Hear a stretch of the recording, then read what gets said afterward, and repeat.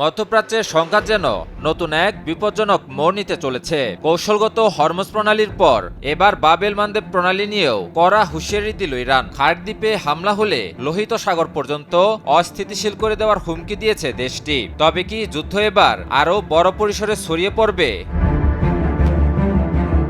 ইরানের একটি সামরিক সূত্র জানিয়েছে, দেশটির দক্ষিণে অবস্থিত গুরুত্বপূর্ণ তেল রপ্তানি কেন্দ্র খার্ক দ্বীপে যদি মার্কিন আগ্রাসন চালানো হয় তাহলে তার প্রতিক্রিয়া হবে নজিরবিহীন। গত কয়েক সপ্তাহে যা দেখা গেছে তার চেয়েও ভয়াবহ পরিস্থিতি তৈরি হতে পারে বলে সতর্ক করেছে ইরান।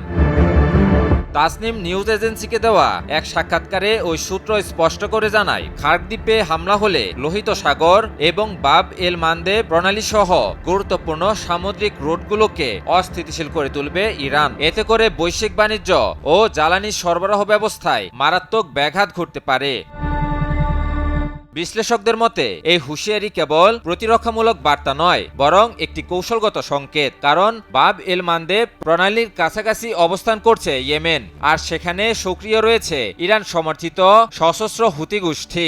এতদিন যুদ্ধে হুতিরা যোগ না দিলেও এবার হুতিদেরকেও সক্রিয় করে সংঘাতে নতুন ফ্রন্ট খুলতে পারে ইরান। ইরানি সূত্র আরও জানায়, হরমুজ প্রণালী নিয়ে ইতিমধ্যে যুক্তরাষ্ট্র এক ধরনের কৌশলগত সংকটে পড়েছে। একদিকে তারা বৈশ্বিক তেলের বাজার স্থিতিশীল রাখতে ইরানের উপর নিষেধাজ্ঞা শিথিল করার কথা বলছে, অন্যদিকে একই সময় খার্ক দ্বীপে হামলার পরিকল্পনাও করছে। কি বুঝলেন ভাই? অনলি জেডাই চাই। ইরানের ভাষ্য অনুযায়ী এই দুই কৌশল একেবারেই পরস্পর বিরোধী। কারণ খার্ক দ্বীপে হামলা হলে তেল উৎপাদন ব্যাহত হবে, জ্বালানি অবকাঠামোতে আগুন লাগবে এবং পুরো অঞ্চলে ছড়িয়ে পড়বে অস্থিরতা। এছাড়া ইরান সতর্ক করে বলেছে, খার্ক দ্বীপে হামলা হলে দ্বিতীয় বিশ্বযুদ্ধের পর সবচেয়ে বড় ধরনের ক্ষতির মুখে পড়বে মার্কিন বাহিনী।